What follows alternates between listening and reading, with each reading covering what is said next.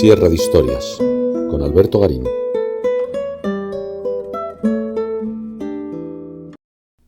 Recópolis, en la provincia de Guadalajara, es un curiosísimo ejemplo de ciudad nueva creada durante el reino hispanogodo, en concreto a finales del siglo VI, durante el reinado de Leovigildo. Resulta muy interesante porque, por lo general, nos han contado siempre que desde el fin del Imperio Romano de Occidente, en la segunda mitad del siglo V, hasta bien entrada la Edad Media, a partir sobre todo de los siglos IX y X, no se crearon ciudades nuevas en ese occidente de Europa.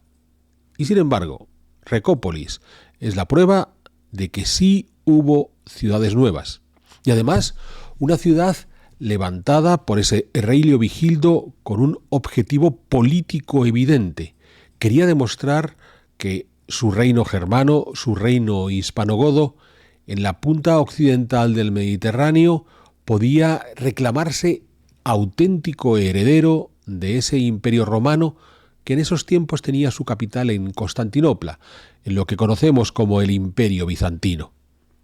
Con todo, el empeño de Leovigildo no logró ir más allá del propio reinado de este monarca. Cierto es que Recópolis va a tener una historia más o menos accidentada hasta la llegada de los musulmanes ya para el siglo VIII, que serán quienes abandonen definitivamente esta urbe para establecerse en la cercana localidad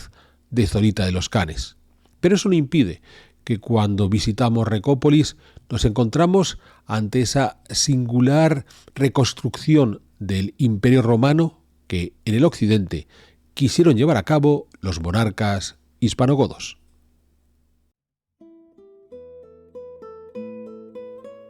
En el año 578, cuenta el clérigo Juan de Víclaro en su crónica que el rey visigodo Leovigildo, tras lograr imponerse a todos sus adversarios en Hispania y los que venían desde Bizancio, aprovechó un momento de paz para fundar la ciudad de Recópolis, así llamada en honor de su hijo segundo, Recaredo. Leovigildo había nacido en torno al año 530, aunque se desconoce su lugar de origen, quizás en el área de Toulouse, quizás en el Valle del Ebro.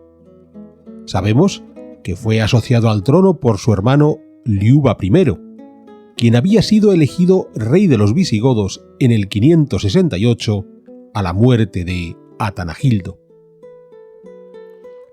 Liuba I decidió gobernar la Septimania para frenar el avance franco,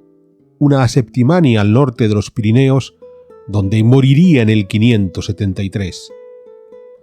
Leovigildo se quedó a cargo de toda Hispania, instalándose en Toledo, donde contrajo segundas nupcias con la reina Goswinta, viuda de Atanagildo. De su primer matrimonio, del que desconocemos el nombre de su esposa,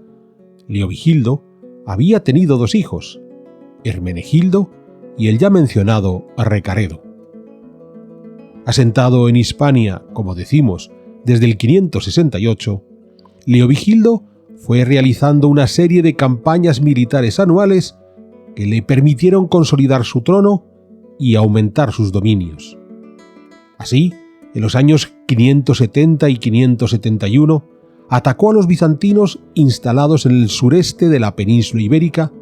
en un momento que el emperador de Constantinopla estaba siendo atacado a su vez en otros muchos frentes, por los lombardos en Italia, los ávaros en los Balcanes, o una serie de revueltas en el norte de África. Tras incorporar parte del territorio bizantino en Hispania, en el año 572, Leovigildo se dirigió contra la levantisca Córdoba, ciudad que tomó. Tras la muerte de su hermano Liuba I en el 573, Leovigildo incorporó la Septimania a su reino, además de apoderarse de la Savaria, en la frontera con el reino suevo, y de la Cantabria, ocupada en el 574. En el año 576, Leovigildo combatió contra los suevos del rey Miro, cuyo reino respetó por el momento, pues terminaría por conquistarlo en el año 585. y en el año 577 el rey visigodo ocupó la Orospeda, un territorio en torno a la subbética jienense. Fue entonces cuando Leovigildo consideró que había que mostrar la grandeza de sus conquistas con la fundación de toda una ciudad nueva. Es cierto que desde años atrás, en concreto desde el 574, el rey visigodo había empezado a acuñar monedas que incluían su nombre, y desde el año siguiente, el 575, ya omitió el nombre del emperador bizantino, al tiempo que Leovigildo comenzó a aparecer cubierto con el manto púrpura, con corona y cetro, las insignias propias de los emperadores. En ese empeño de equipararse con los soberanos de Constantinopla, hemos de entender por qué quiso fundar una ciudad, Recópolis, que no venía tanto a convertirse en la nueva sede regia, pues ese honor ya lo disfrutaba Toledo, como en una ciudad de recreo y prestigio, lo que puede explicar su emplazamiento y diseño. Decíamos antes que esa ciudad fundada, la primera de nueva planta en Occidente desde la caída del Imperio Romano en el 476, se conoció como Recópolis, en honor del segundo hijo de Leovigildo, a Recaredo. Este dato lo proporcionó el ya mencionado clérigo católico Juan de Víclaro en su crónica del 590, cuando Leovigildo ya había muerto, siendo sucedido por Recaredo, quien se había convertido al catolicismo en el 587. Según algunos historiadores, el nombre original de la ciudad pudo ser Rexópolis, la ciudad del rey. Quizás Juan de Víclaro no tuvo inconveniente en adaptar el topónimo a los nuevos tiempos, convirtiéndola en Recópolis, una vez que Recaredo ya era rey y se había hecho católico. Que el sitio situado en el Cerro de la Oliva, en el municipio de Zorita de los Canes, en la provincia de Guadalajara, fuera asociado con esa ciudad de Recópolis, fue propuesto por el historiador conquense Juan Catalina García en 1893. Entre 1945 y 1946, el arqueólogo Juan Cabré realizó las primeras excavaciones del sitio arqueológico, encontrando un tesorillo de 90 monedas de oro, muchas de ellas visigodas, aunque también había piezas merovingias o bizantinas del emperador Justino II. Por tanto, datables antes de ese año del 578, cuando se fundó Recópolis. Este tesorillo no confirma el topónimo de Recópolis para el sitio del Cerro de la Oliva, pero sí demuestra su cronología en los tiempos de Leovigildo. A partir de ahí, es la ubicación y las estructuras recuperadas por los arqueólogos las que vienen a mostrar que posiblemente sí estamos frente a una ciudad regia de recreo y prestigio. Vamos a recorrer esa ciudad. La primera idea importante es que Recópolis aparece ubicado sobre un cerrete, el de la Oliva, situado en uno de los meandros del río Tajo, en un emplazamiento fácil de defender, con una vega fértil y muy atractivo desde el punto de vista paisajístico. Este atractivo estético pudo agudizarse con la creación de una serie de jardines ornamentales que pudieron estar situados al pie de la ciudad en la ladera que baja al río. La presencia de estos jardines aún fue mencionada por el cronista selyúcida Ali ibn al-Atir a finales del siglo XII en sus relaciones sobre el Al-Ándalus, que cuenta que en Recópolis, ya conocida como Madinat Raquba, había un palacio amurallado con jardines. Dado que Leovigildo estaba fundando una ciudad que aspiraba a equipararse a las urbes urbanas, tanto su traza como sus infraestructuras habían de ajustarse a las formas propias de las urbes romanas, en especial las bizantinas. Llevamos varios años produciendo nuestros programas de divulgación de historia e historia del arte a través de Sierra de Historias. Y lo hemos conseguido gracias al apoyo de todos ustedes que con regularidad se han convertido en espectadores de nuestros vídeos. Nos gustaría poder seguir haciéndolo y para ello hoy me atrevo a pedirles su apoyo. Les voy a pedir que se suscriban a nuestro canal, aquellos que aún no lo han hecho, para así estar al corriente de las nuevas producciones que vamos incorporando a este canal. Y además invitándoles a aquellos que nos puedan echar una mano económicamente a hacerse miembros de Sierra de Historias, porque esa es la mejor forma de garantizar que podemos seguir adelante con nuestro trabajo, en donde nuestro empeño por lograr una divulgación histórica en la que el arte sea fundamental es la clave. Sé que muchos de ustedes aprecian este trabajo y sé que van a poder hacer ese esfuerzo, de modo que permitan agradecérselo por adelantado y ahora sigamos disfrutando de nuestras Sierra de Historias. Esto implicaba, por supuesto, la necesidad de contar con un correcto abastecimiento de aguas, que conocemos a partir de los escasos restos que se conservan del acueducto que traía el agua desde las cercanías de Albalate de Zorita, unos cuantos kilómetros al este de Recópolis. Tal como ha explicado Isaac Moreno, este acueducto presenta una gran complejidad en su diseño, lo que quizás indique, en nuestra opinión, que Leovigildo pudo contar con un ingeniero bizantino para ese diseño, aunque la construcción propiamente dicha no sea de gran calidad, lo que evidenciaría unos albañiles locales ya alejados de las correctas soluciones ingenieriles romanas. Ese acueducto podría haber abastecido el área del palacio y con ello regar los jardines, además de ser el punto desde donde se distribuía el agua por el resto de la ciudad, incluyendo la cisterna ya excavada al comienzo de la calle principal.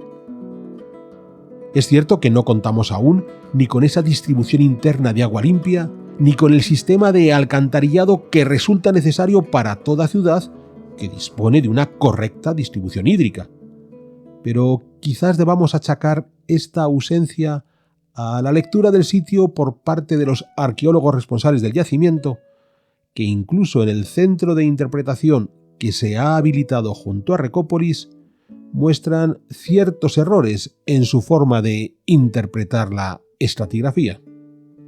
Como ya señalamos, el sitio arqueológico de Recópolis se encuentra al sur de la localidad alcarreña de Zorita de los Canes, emplazado sobre un cerrete natural, el Cerro de la Oliva, que se vuelca sobre uno de los meandros del río Tajo, que, como también hemos indicado, es uno de los elementos clave en la configuración de la ciudad. Los arqueólogos han podido rastrear en los límites de este cerrete la muralla que encerraba la ciudad de Recópolis y al interior el área palacial, una gran explanada por delante de ese palacio, la basílica que posiblemente estaba vinculada a ese área palaciega y al menos una calle, la calle principal que daba acceso a ese área palaciega. A partir de ahí, el resto de la estructura urbana aún está por ser desvelada, de modo que hemos de centrarnos exclusivamente en este sector que hemos indicado, comenzando por esta calle, que insisto, no sabemos a qué tipo de traza urbana pertenece, pero que la configuración de esa calle per se nos está contando mucho de cómo tenía en su mente Leovigildo, y con él los arquitectos que llevaron a cabo el diseño de esta ciudad, esta instalación de esta urbe de prestigio. Porque lo que vamos a tener en esta avenida principal que accedía hacia el área palaciega, comenzando por la cisterna que hemos mencionado antes, que podía ser uno de los puntos a los que desembarcaba el agua que venía por ese acueducto que llegaba desde la lejana localidad de Albalate de Zorita, se depositaba probablemente en algún tipo de contenedor en la parte superior del palacio y de ahí se distribuía por el resto de la ciudad. Decimos, esta calle, donde por ejemplo sí que se consigue distinguir el área de acera del área de calzada, un elemento muy romano, esta calle está alineada por una serie de estructuras que no son viviendas, sino tiendas sucesivas en las que tenemos un espacio inicial que mira a la calle, que podría venir a ser algo así como el mostrador, y después espacios traseros que funcionaban como pequeños talleres o almacenes de productos de lujo, porque lo que los arqueólogos han encontrado al interior de estas estancias son restos asociados a la fabricación de vidrio, de cerámica de lujo, de orfebrería, algo muy interesante porque no es el tipo de productos que habitualmente vamos a encontrarnos de forma inmediata a la hora de excavar, ya no sitios de los tiempos hispanogodos, sino incluso ciudades romanas. Que haya esta sistematización de tiendas de lujo en un espacio tan concentrado como esta calle que accedía al palacio, nos está indicando una forma de jugar con el espacio urbano vis a vis de los posibles visitantes que acudieran a Recópolis muy interesante, porque no es que solo que el rey les fuera a recibir en su área palaciega, que empezamos a encontrar una vez superado este área de las tiendas, sino que antes de acceder a esa gran área palaciega, lo que tenían eran estas tiendas de lujo, marcando una forma de prestigio de el rey cuando se retira a su ciudad de recreo, lo hace en un sitio donde cuenta con las posibilidades de adquirir los bienes de más mérito. A partir de ahí, como decimos, se llegaría hacia la gran explanada, a la cual para acceder habría una puerta monumental que podría recordarnos a la de la Chalqué de Constantinopla, por supuesto, teniendo en cuenta que esto es de unas dimensiones mucho más pequeñas que las de la capital del Imperio Bizantino, pero en ese empecinamiento que tenía Leovigildo por querer imitar el modelo de los bizantinos. Se ha planteado una propuesta de reconstrucción de esta puerta, de la que en la actualidad solo conservamos las bases de las columnas, unas columnas a cada lado de la entrada que han sido reutilizadas, como veremos más tarde, en la actual localidad de Zorita de los Canes, pero una puerta que iba a permitir el acceso al área palaciega propiamente dicho, donde de partida nos vamos a encontrar con una gigantesca explanada, una explanada de 120 metros de largo por 60 metros de ancho, una explanada, está así en sus dimensiones, propia de algunas explanadas que podemos encontrar en los palacios de Constantinopla y donde perfectamente el rey Leovigildo y sus sucesores podrían poner a sus ejércitos a formar, ya fuera para rendir un homenaje al propio monarca, ya fuera cuando el monarca esperaba recibir la visita de alguna embajada lejana a la que quería impresionar en este área. De nuevo, pensemos en ese juego. Vamos a hacer que lleguen por debajo de la ciudad, viendo los jardines y en lo alto el palacio, se rodea por completo el Cerro de la Oliva, toman esa calle comercial que conducía hacia el palacio, cruzaban la puerta monumental y accedían a esa gran explanada donde podían estar los soldados del rey esperando la visita.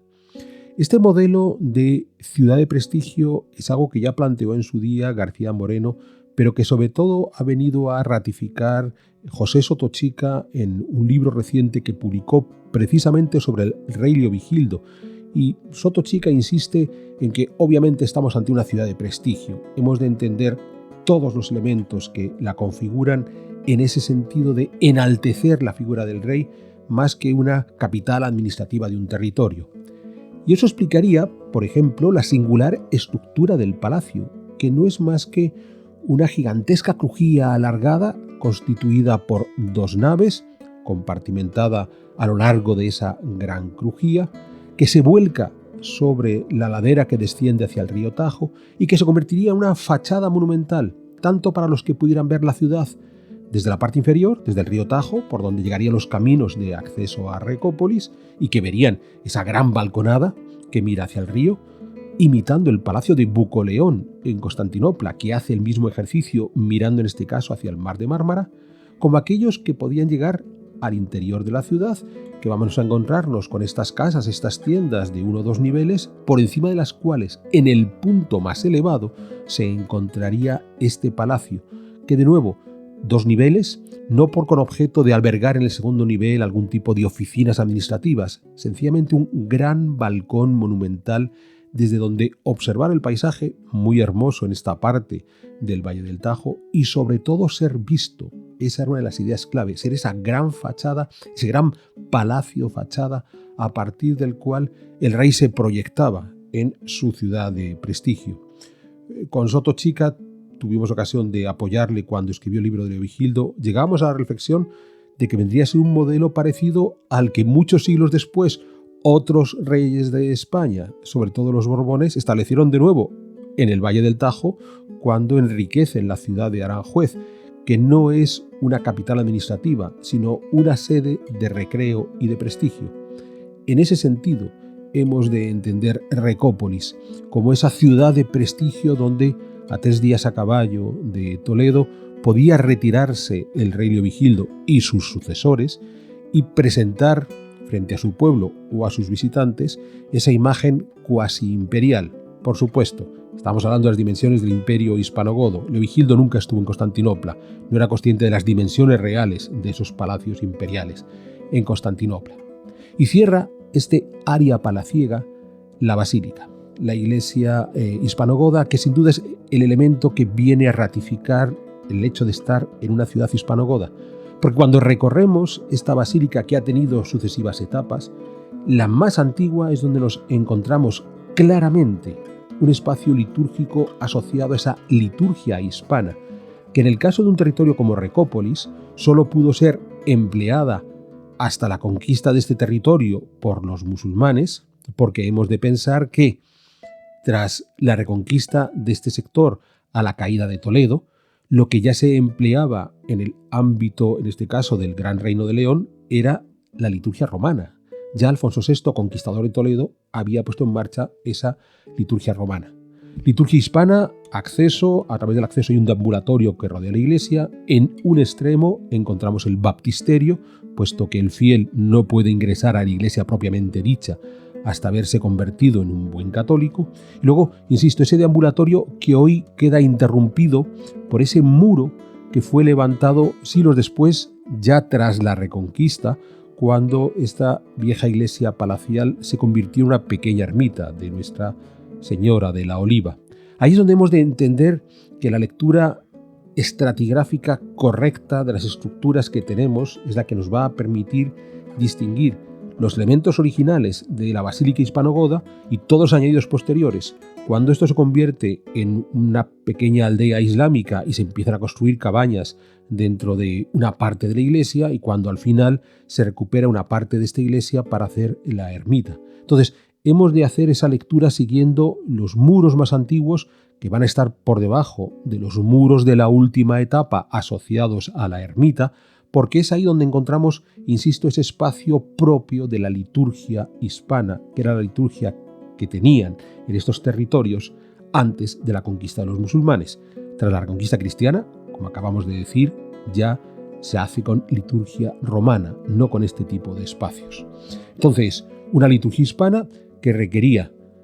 una nave principal rodeada por un gran deambulatorio, que está claramente marcado en los arranques de los muros, deambulatorio por donde se llevaba a cabo una serie de procesiones durante la liturgia, y una nave principal que había de desembocar hacia un ábside principal, que es el que a su vez fue claramente reconstruido cuando esto se convierte en ermita, pero que tiene que disponer a cada lado de otros 2 estancias, el abema y el diaconicón, que son propias de esas liturgias hispanas imitando las liturgias orientales y que en gran medida forman parte de esos altares secundarios para la preparación de la liturgia propiamente dicha. Todo esto, cuando estamos visitando Recópolis, si abrimos muy bien los ojos y vamos distinguiendo los arranques de los muros de la obra inicial por debajo de los muros de cierre de la ermita que subsistió hasta hace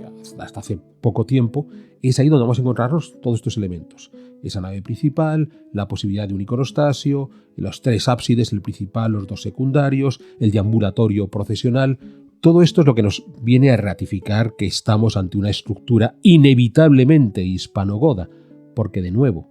no puede ser posterior en el momento que el espacio litúrgico está asociado a la liturgia hispana y no a la liturgia romana, que es la que terminó por imponerse en estas tierras de Guadalajara, de la provincia de Guadalajara, donde está Recópolis, tras la reconquista de Toledo por el rey de León, Alfonso VI.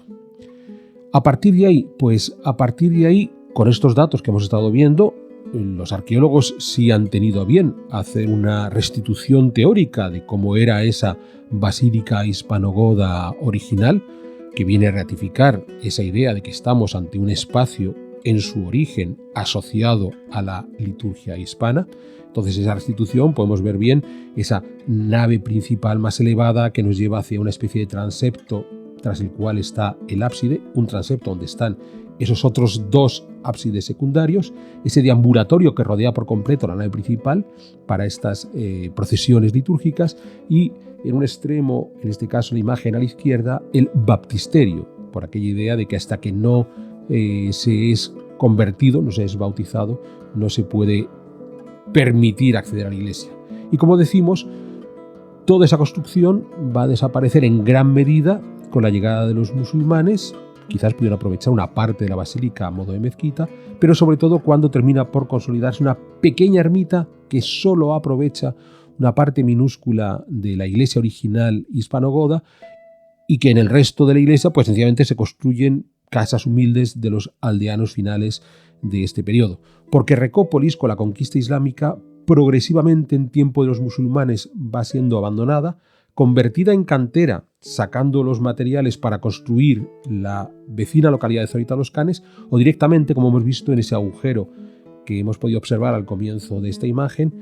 en hornos de cal. Entonces se creaban grandes agujeros y allí se iban arrojando las propias piedras calizas que habían sido empleadas para la construcción de la ciudad, y así se cocían para fabricar cal que podía ser empleada para revocos o para morteros. Es decir, Recópolis fue cayendo en una progresiva decadencia durante el periodo islámico e incluso en el periodo posterior a la Reconquista, convirtiéndose en una aldea minúscula para el aprovechamiento de los territorios en torno, esencialmente porque la población se desplazó ya desde el siglo VIII hacia Zorita de los Canes, la localidad que sigue siendo dominante en esta parte de la provincia de Guadalajara. Ahí al fondo de la imagen podemos ver la parte vertical, son los restos de la ermita de Nuestra Señora de la Oliva, la vieja basílica hispanogoda,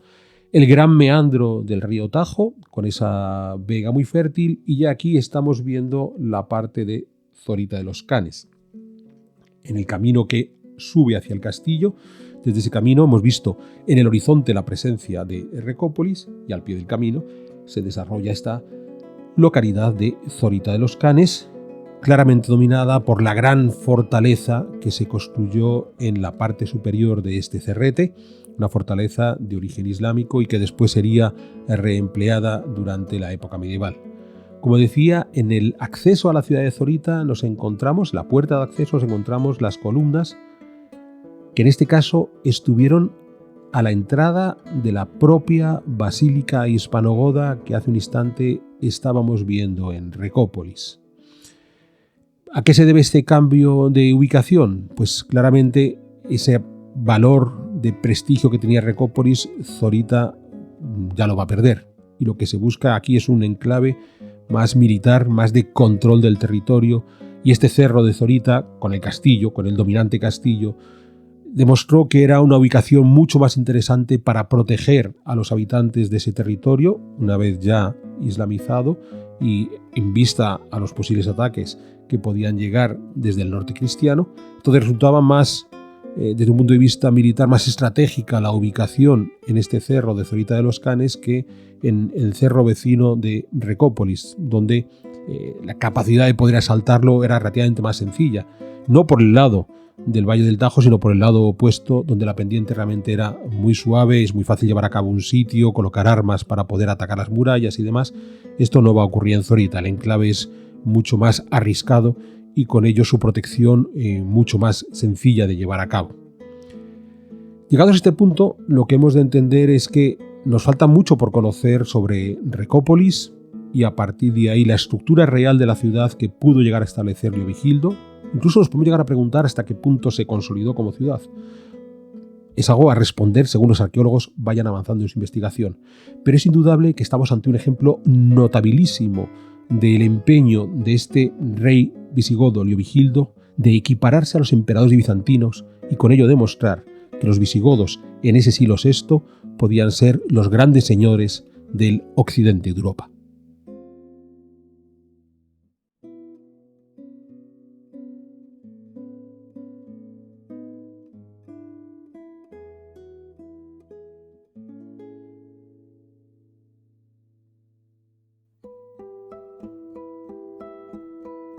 ¿Quieres incorporarte a la comunidad de Sierra de Historias? Pulsa el botón Unirme, apóyanos con tu contribución y conviértete en miembro de nuestro canal.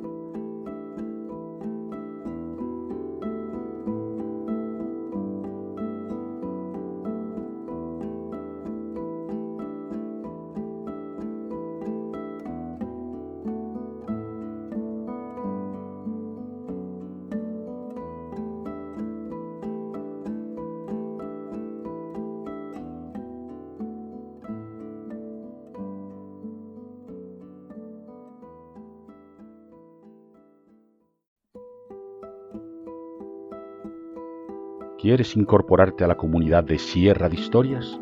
Pulsa el botón Unirme, apóyanos con tu contribución y conviértete en miembro de nuestro canal.